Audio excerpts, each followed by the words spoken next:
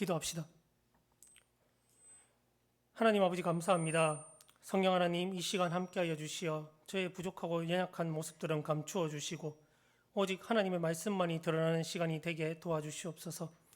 듣는 이들에게도 함께하사 지혜를 주시어 말씀의 신비를 깨닫는 시간이 되게 하여 주시옵소서. 우리 주 예수 그리스도의 이름으로 기도드리나이다. 아멘. 우리 주님께서 잡히시던 날 밤이었습니다. 마지막 저녁 식사의 자리에서 빵과 포도주를 제자들에게 나누어 주시면서 주님께서는 말씀하셨습니다. 이것은 너희를 위하여 주는 내 몸이요 흘리는 피니 이것을 행하여 나를 기념하라. 우리는 이 말씀에 따라 성만찬을 행합니다. 예수께서는 빵을 가지고 축사하시고 떼어 제자들에게 나누어 주십니다. 예수님은 이 빵을 자신의 몸이라고 말씀하십니다. 이를 통해 자신의 몸이 곧 이렇게 쪼개질 것인가, 당신 몸의 쪼개짐은 우리를 위함임을 나타내십니다. 그리고 포도주를 들어 감사하기도 하신 후 제자들에게 주십니다. 예수님은 이 포도주를 자신의 피라고 하시면서 자신의 죽음이 모든 사람의 제사함을 위한 희생제물의 피임을 보여주셨습니다. 주님께서는 이 빵과 포도주를 당신의 몸과 피라고 말씀하시면서 이것을 그가 다시 오실 때까지 행하라고 말씀하셨습니다. 이런 주님의 말씀에 힘입어 우리가 성찬을 받을 때 우리는 주님의 몸과 피를 먹고 마시는 것입니다. 그런데 이 말씀이 참 어렵습니다. 어떻게 그리고 어떤 구조와 과정을 통해서 우리가 주님의 살과 피를 먹고 마실 수가 있는 것이겠습니까? 상식적으로는 있을 수가 없는 이야기입니다. 예수님 당시의 유대인들도 같은 의문을 품었던 것 같습니다. 오늘 본문 52절의 말씀입니다. 그러므로 유대인들이 서로 다투어 이르되 이 사람이 어찌 능히 자기 살을 우리에게 주어 먹게 하겠느냐. 기독교 역사 속에서도 이것을 둘러싼 많은 논쟁이 있었습니다. 이 논쟁을 우리는 성찬 논쟁이라고 합니다. 성찬 논쟁은 기독교 역사에서 상당 부분을 차지하고 있는 매우 중요한 논쟁 중에 하나입니다. 대표적으로는 조금 어려운 단어일 수도 있지만은 이제 화채설이라는 것이 있고 또 공제설이라는 것도 있고 기념설이라는 것도 있고 영적 임재설이라는 것도 있습니다. 이 이론들은 모두 빵과 포도주가 어떻게 주님의 살과 피가 되는지를 설명하기 위한 것들입니다. 간단하게 무슨 이야기인지 설명해 드릴까 합니다. 화채설은 이제 실체 변화설이라고도 합니다. 빵과 포도주가 실제적이고 또 객관적으로 몸과 피로 변한다고 주장하는 이론입니다. 빵과 포도주의 모양을 하고 있지만 실제로는 살과 피라는 것이죠. 쉽게 말해서 빵과 포도주가 빵만 나는 몸 그리고 포도주만 나는 피가 된다는 것이 화채설입니다. 공제설은 화채설과 유사하지만은 조금 다릅니다. 예수님께서는 하나님의 아들이시기 때문에 인간이시기도 하지만 한편으로 하나님이시기도 합니다. 하나님은 모든 곳에 존재하십니다. 그렇기 때문에 예수님의 몸과 피도 사실 모든 곳에 있다는 것입니다. 하지만 우리의 눈에는 보이지 않습니다. 그런데 목사가 빵과 포도주를 가지고 성찬 기도를 하면 빵과 포도주의 위와 아래와 옆과 알갱이 사이에 주님의 몸과 피가 섞여서 나타난다는 것입니다.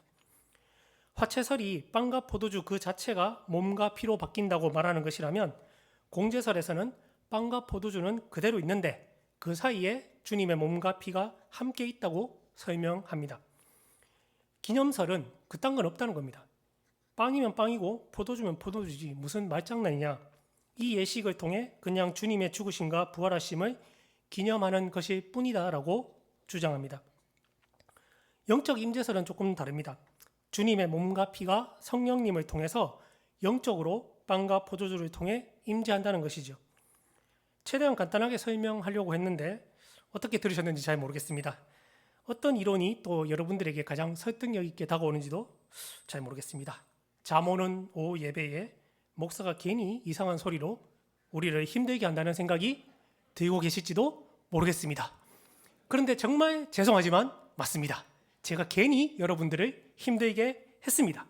왜냐하면 사실 뭐가 맞고 뭐가 틀리냐는 것은 크게 중요하지 않기 때문입니다.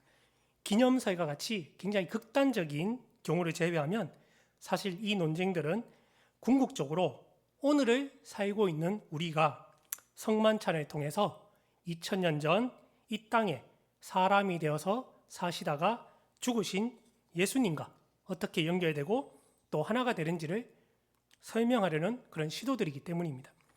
성만찬은 우리에게 빵과 포도주가 그저 먹을 수 있는 단순한 음식의 개념을 넘어서서 예수 그리스도와 우리를 연결되게 해주는 그런 거룩한 의식입니다. 그리고 음식을 서로 나눔으로 다른 사람들 그리고 다른 피조물들과도 우리가 연결되게 해줍니다. 아담과 하와가 하나님께서 금하신 동산 중앙에 있는 선악을 알게 하는 나무의 열매를 먹었습니다. 그것을 먹은 이후에 인간은 하나님과 남이 되었습니다. 가족끼리 있을 때는 대충 편하게 있습니다. 하지만 손님이 오신다 하면 집을 청소하고 옷을 차려입고 화장을 하거나 꾸밉니다. 아담과 하와가 범죄한 후에 하나님과의 관계가 끊어지고 서로 남이 되었습니다. 남이 되니까 하나님이 불편해졌습니다.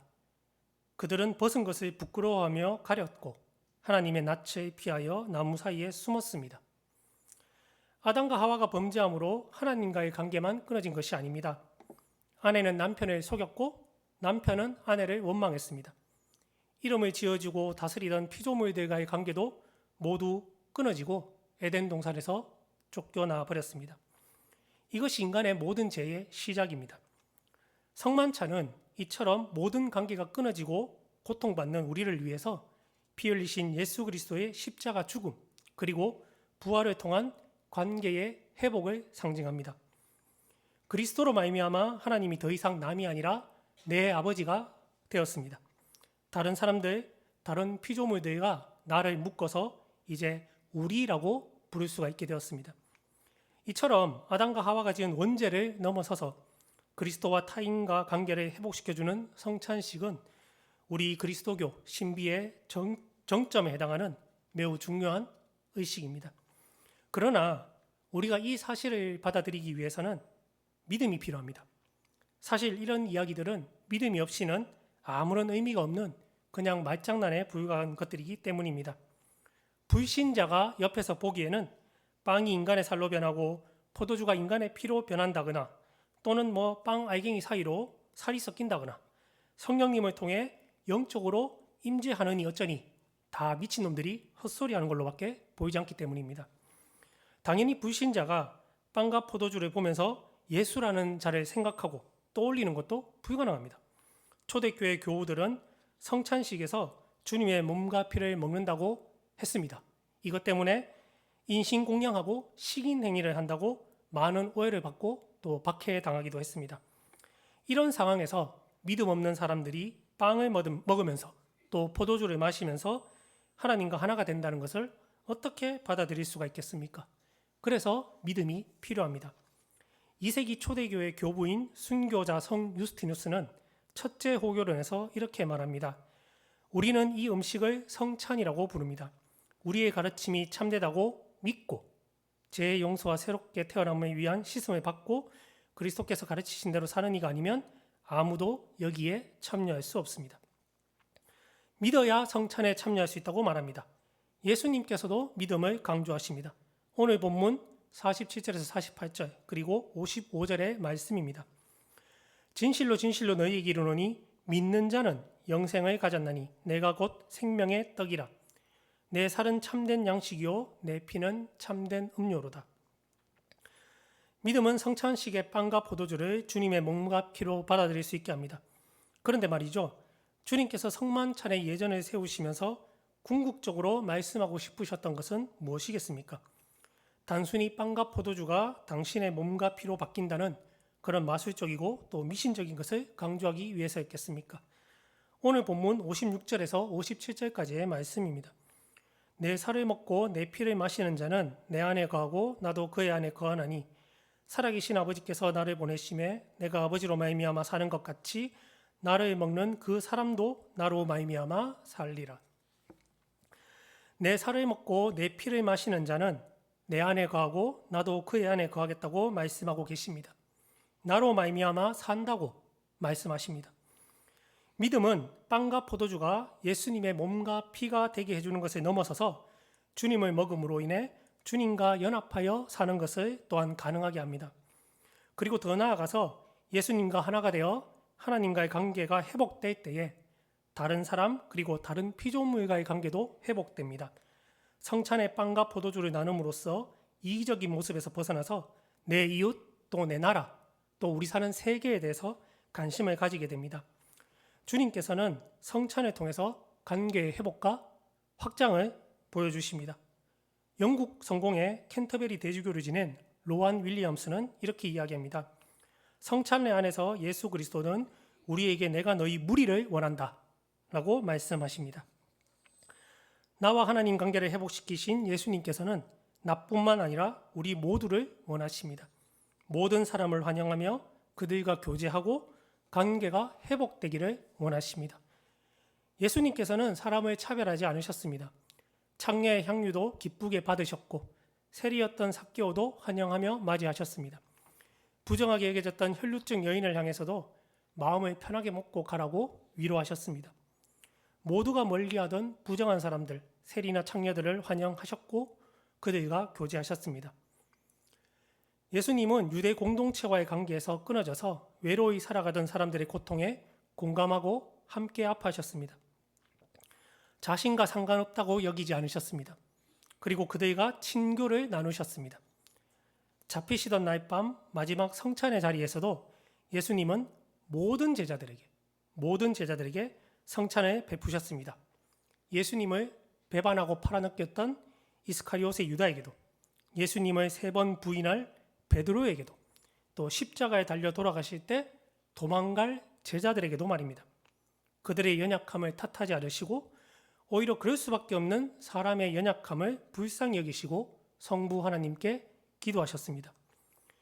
우리가 성망찬에서 빵과 포도주를 먹고 마심으로 예수님의 몸과 피를 내 안에 받아들이고 주님과 함께 한다면 우리의 마음도 이러한 주님의 마음과 같아질 것입니다. 나 자신과 내 주변의 모든 상황을 나와 연결지어서 볼 수 있게 될 것입니다. 다른 이들의 연약함과 아픔에 공감할 수가 있게 됩니다.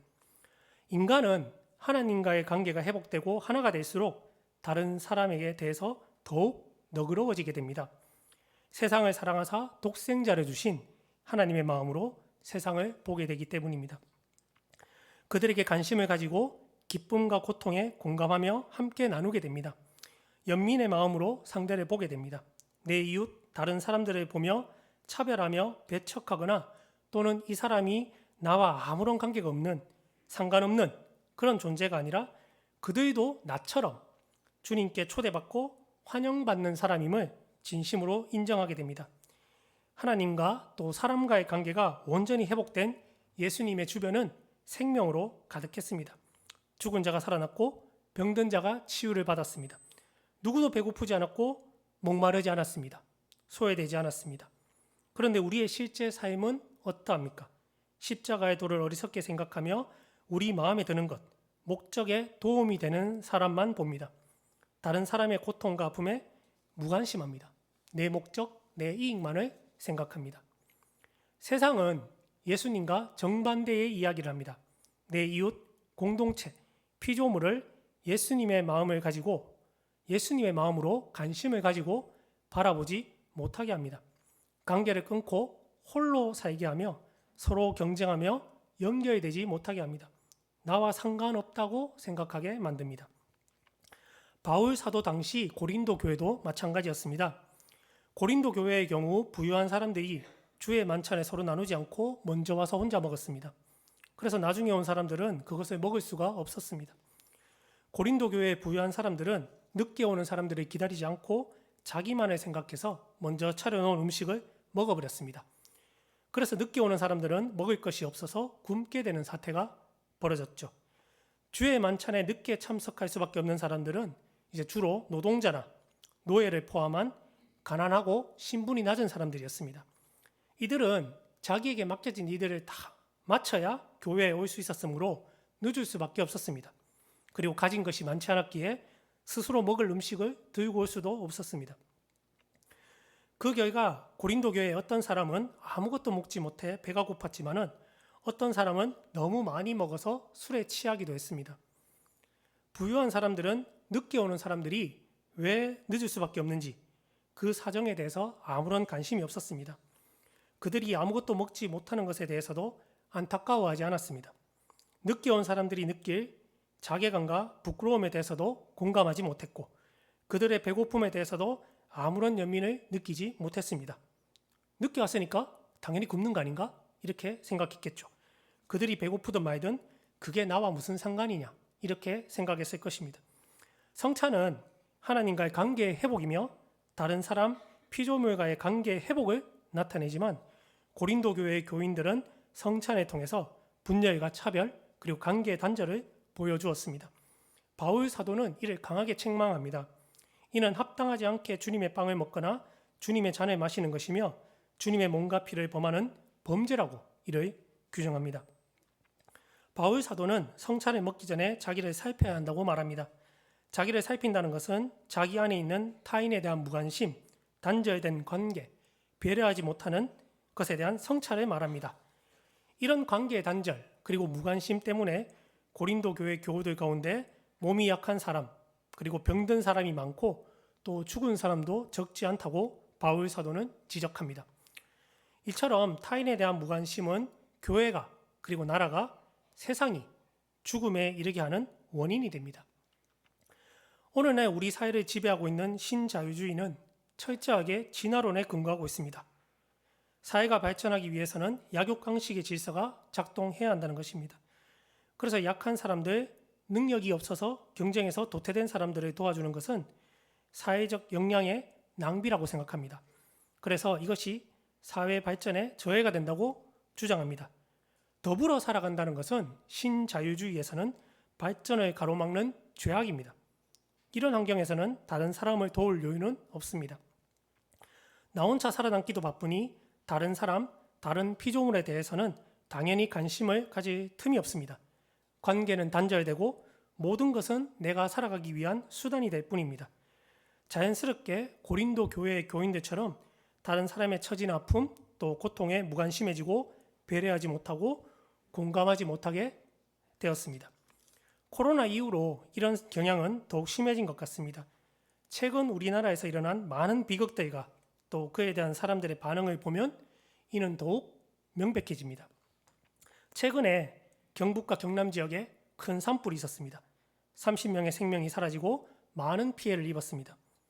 얼마 전에는 무안공항 사고로 175명의 생명이 사라졌습니다.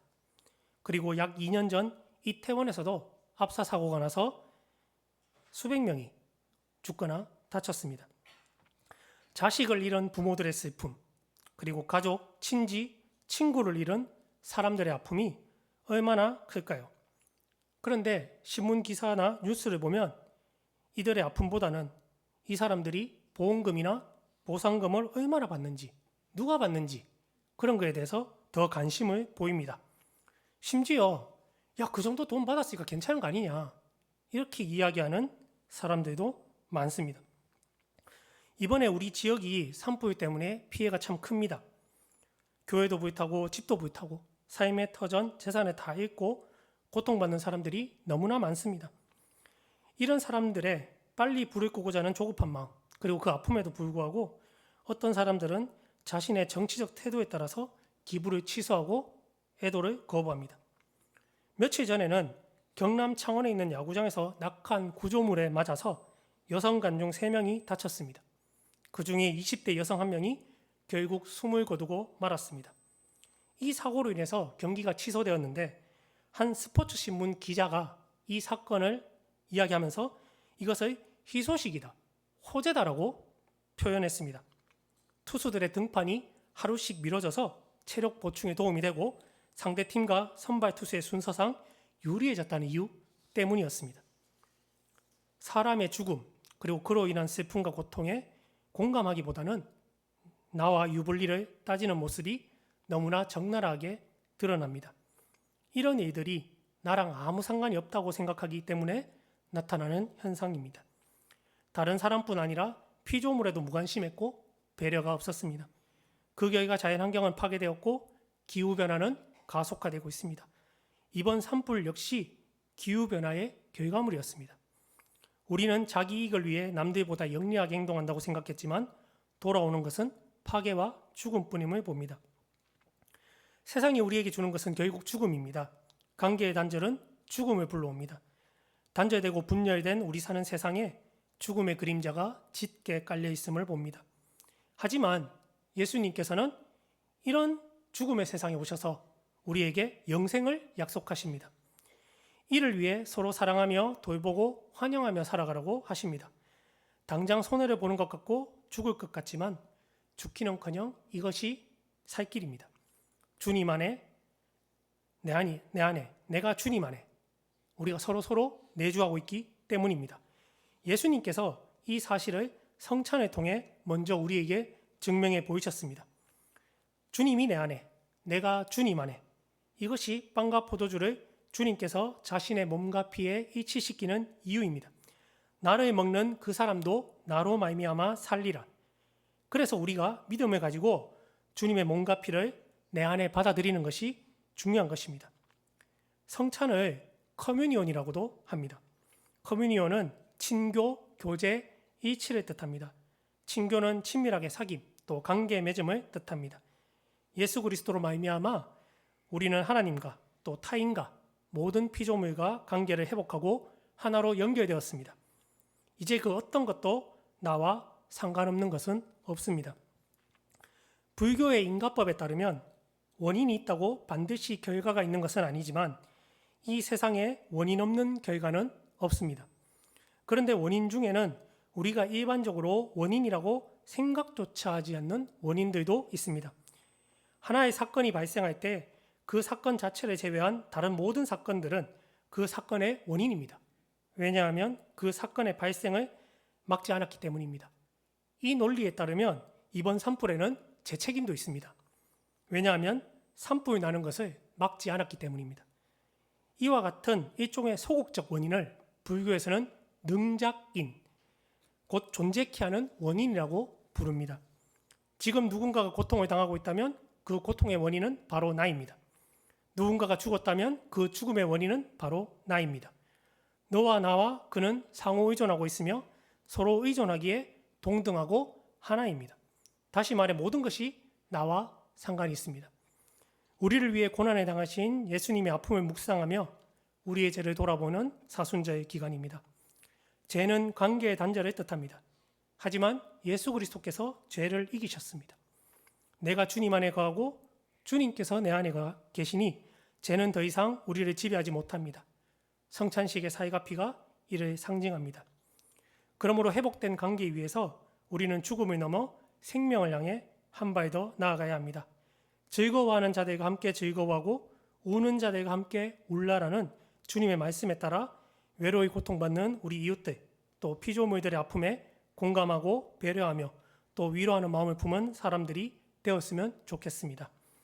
나와 상관없다 하지 말고 함께 즐거워하고 그들의 고통에 같이 아파할 때에 세상을 지배하던 죽음은 사라지고 생명이 가득하게 될 것입니다. 사순절 기간 예수님의 순환을 묵상하며 나와 내 이웃을 위해 기도하는 저와 여러분들을 통해서 생명이 넘치는 우리 교회, 또 우리 지역, 우리나라, 세상이 이루어지기를 간절히 원합니다. 기도합시다. 하나님 아버지 감사합니다. 주님께서 저희 죄인들을 위해 죽으심으로 하나님과 화해하게 하시고 다시 하나가 되게 하시니 감사드립니다. 주님과 하나가 된 것 같이 다른 이들과도 일치를 이루게 하시고 함께 기쁨과 슬픔을 나눌 수 있는 긍휼한 마음을 저희들에게 허락하여 주시옵소서. 죽음이 가득한 이 세상에서 생명의 빵이신 주님을 나눌 수 있는 그런 믿음을 저희들에게 허락하여 주시옵소서. 우리 주 예수 그리스도 이름으로 기도드리나이다. 아멘.